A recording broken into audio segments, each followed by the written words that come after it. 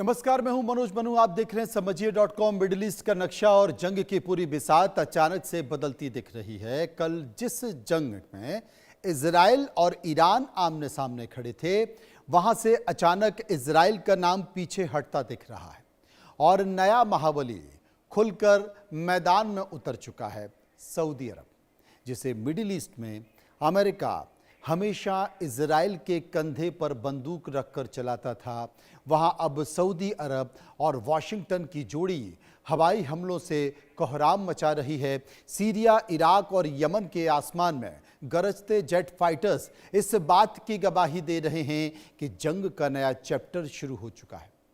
लेकिन सवाल यह है कि अचानक ये पासा कैसे पलटा? क्या तेल अबीब ने खुद इस सीधी लड़ाई के पीछे खींच लिया है, या फिर वॉशिंगटन ने अपनी राजनीतिक बिसात में मोहरों को बदल दिया है? इराक में ईरान समर्थित शिया मिलिशिया में ठिकानों पर हुए भीषण हमलों से लेकर लाल सागर और यमन की सरहद तक भीषण बमबारी ने पूरे इलाके की राजनीति में भूचाल ला दिया है। जो युद्ध अब तक केवल यहूदी बनाम शिया के चश्मे से देखा जा रहा था, क्या वो अब सीधे सीधे शिया बनाम सुन्नी महासंग्राम का रूप ले चुका है? वॉशिंगटन, रियाद और तेहरान के इस त्रिकोण ने पूरी दुनिया के कूटनीतिकारों की नींद उड़ा दी है।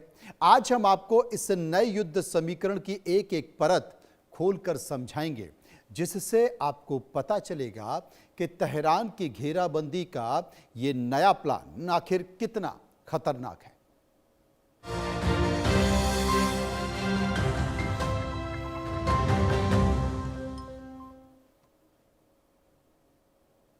मिडिल ईस्ट के नए वॉर जोन में सबसे बड़ा उलटफेर यही है कि अमेरिका ने इजराइल की जगह सऊदी अरब को अपना प्राथमिक सैन्य और रणनीतिक भागीदार बना लिया है।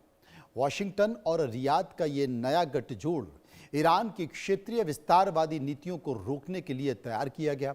सऊदी अरब के पास आधुनिक अमेरिकी हथियार, विशाल वायुसेना और पूरे अरब जगत में व्यापक प्रभाव है। इजराइल के साथ खुले तौर पर हाथ मिलाकर किसी अरब देश में हमला करना अमेरिका के लिए अरब जनमानस में विरोध पैदा करता था, लेकिन सऊदी अरब के साथ मिलकर कार्रवाई करने से यह अभियान को एक क्षेत्रीय वैधता मिल जाती है। रियाद लंबे समय से ईरान समर्थित ड्रोन्स और मिसाइल हमलों से परेशान रहा है, चाहे वो अरामको के तेल ठिकानों पर हुए हमले हों या फिर यमन से दागी गई मिसाइल्स हों। ऐसे में अमेरिका और सऊदी अरब का ये गठजोड़ न केवल ईरान की घेराबंदी करता है, बल्कि खाड़ी देशों में अमेरिका की पकड़ को और मजबूत बनाता है। तमाम सारी बातों के बीच जो स्थिति दिख रही है, उसमें इराक में सक्रिय ईरान समर्थित शिया मिलिशिया समूह हमेशा से सऊदी अरब की उत्तरी सीमाओं और उसके रणनीतिक ठिकानों के लिए एक बड़ा खतरा रहे हैं। हाल के समय में इराक के कताइब, हिजबुल्ला और अल नुवाजा जैसे गुटों ने सऊदी अरब और अमेरिका के साझा ठिकानों को निशाना बनाने की धमकियां दी थी। सऊदी वायुसेना द्वारा अमेरिकी खुफिया जानकारी के आधार पर इराक के भीतर इन मिलिशिया ठिकानों पर किए गए हवाई हमले इस बात का संकेत हैं कि रियाद अब अपनी सुरक्षा के लिए अपनी सीमाओं के बाहर जाकर भी हमला करने से नहीं हिचकेगा। सऊदी अरब इराक के भीतर ईरान के बढ़ते प्रभाव को तोड़ना चाहता है। इराक की सरहद से रियाद और अन्य महत्वपूर्ण तेल क्षेत्र बेहद करीब हैं, इसलिए इराक में मौजूद ईरानी नेटवर्क को तबाह करना सऊदी अरब की राष्ट्रीय सुरक्षा के लिए बेहद ज़रूरी हो गया है।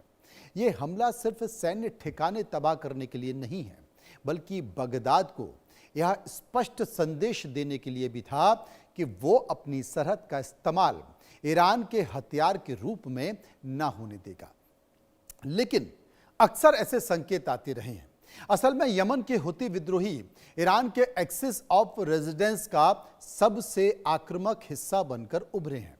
लाल सागर में अंतर्राष्ट्रीय जहाजों पर हमला और सऊदी अरब पर बार बार दागी जाने वाली मिसाइल्स का जवाब देने के लिए सऊदी अरब ने यमन में हुती ठिकानों पर व्यापक और भीषण हवाई हमले करने शुरू कर दिए। सना और अल हदेदा बंदरगाह के आसपास मौजूद Houthi missile depot drone assembly plant और कमान केंद्रों पर सऊदी वायुसेना ने सटीक गाइडेंस बमों में कहर बरपाया। सऊदी अरब का यह सैन्य अभियान यमन की हूतियों की लड़ाकू क्षमताओं को पूरी तरह से पंगु बनाने के उद्देश्य से चलाया जा रहा है। लाल सागर का व्यापारिक मार्ग ठप होने से वैश्विक अर्थव्यवस्था पर बुरा असर पड़ रहा था और सऊदी अरब के महत्वाकांक्षी आर्थिक प्रोजेक्ट खतरे में पड़ रहे थे। इसलिए रियाद ने अमेरिकी नौसेना के साथ मिलकर हूतियों के पूरे लॉजिस्टिक नेटवर्क को ध्वस्त करने का बीड़ा उठाया। और यही सबसे बड़ा कारण भी रहा, क्योंकि लंबे समय से ईरान पर सीधे हमले का प्लान बना रहा था इजराइल अचानक से बैकफुट पर आती दिखाई दिया। कूटनीतिक गलियारों ने यह चर्चा गर्म है कि क्या वॉशिंगटन ने खुद इजराइल को इस जंग के फ्रंट लाइन से बाहर कर दिया है। इसका मुख्य कारण क्या है? इसका मुख्य कारण इजराइल की घरेलू राजनीति है। गाजा में जारी सैन्य तनाव और सीरिया लेबनान सीमा पर उसके सैन्य संसाधनों की सीमा हो सकती है। इसलिए वॉशिंगटन ने एक सोची समझी रणनीति के तहत इजराइल को पर्दे के पीछे रखा ताकि तेल अवीव अपने रक्षात्मक कवच को मजबूत रख सके और हिजबुल्लाह जैसे क्षेत्रीय खतरों से निपट सके। वहीं दूसरी तरफ ईरान के सीधे हमलों से बचने के लिए इजराइल को फ्रंट लाइन से हटाना एक ढाल की तरह काम कर रहा है। लेकिन इसका मतलब ये बिल्कुल नहीं है कि इजराइल शांत बैठ गया है। वो अपनी खुफिया एजेंसी मोसाद के जरिए अब भी पूरे ऑपरेशन में बैक स्टेज गाइड करने की भूमिका निभा रहा है। वो सिर्फ सीधी जंग में सामने नहीं दिखाई दे रहा है, लेकिन काम पूरा वही कर रहा है। लेबनान के कुछ हिस्सों पर कब्जे के बाद भी इजराइल पर ईरान का हमला क्यों नहीं है, इस सवाल को समझना होगा। लेबनान के सीमावर्ती इलाकों में इजरायली सेना की मौजूदगी और आक्रामक अभियानों के बावजूद तेहरान की ओर से कोई बड़ा सीधा पलटवार ना होना चौंकाता है। हिजबुल्लाह को ईरान की सबसे बड़ी और मजबूत प्रॉक्सी माना जाता है, फिर भी तेहरान सीधे इजराइल पर मिसाइलों की बौछार करने से बच रहा है। इसके पीछे ईरान की गहरी कूटनीतिक और सैन्य मजबूरी है। ईरान जानता है कि अगर उसने इस समय इजराइल पर सीधे हमले की गलती की तो फिर उसे अमेरिका के सीधे सैन्य हस्तक्षेप का सामना करना पड़ेगा। ईरान का लक्ष्य हिजबुल्लाह को पूरी तरह से बर्बाद होने से बचाना है और साथ ही अपनी मुख्य भूमि को सुरक्षित रखना है। ईरान इस वक्त अपने परमाणु ठिकाने और आर्थिक इंफ्रास्ट्रक्चर पर किसी भी सीधे हमले का खतरा नहीं उठाना चाहता है।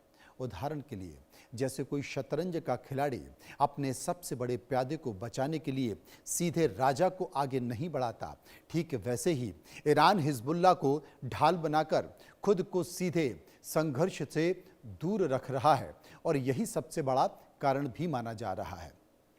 अमेरिका और सऊदी अरब के साझा सैन्य अभियानों का प्राथमिक लक्ष्य यमन के शिया हुती और इराक के शिया मिलिशिया ही क्यों है, इसका